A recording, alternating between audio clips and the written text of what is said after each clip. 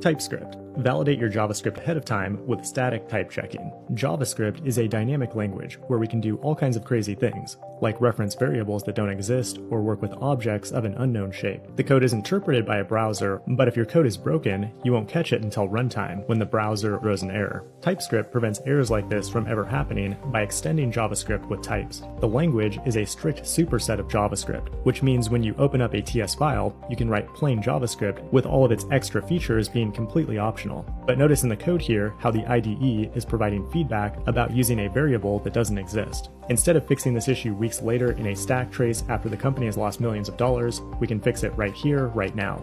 The reason we get this instant feedback is because TypeScript behaves like a compiled language, where JavaScript is the compilation target. You can run the TypeScript compiler using the tsc command. It will take the TS file and transpile it into vanilla JavaScript, and you can choose any flavor of JavaScript you want if you need to target ancient browsers. And that means you can use the latest and greatest syntax features of JavaScript without having to worry if they'll be supported in an older environment. Your TypeScript project will likely have a tsconfig file, which provides an infinite number of ways to customize the behavior of the compiler. But the primary goal of TypeScript is to enable static typing. One way it achieves that is by allowing you to annotate your code with types. We can strongly type a variable using a colon followed by its type, like a string, boolean, or number. That's known as an explicit type.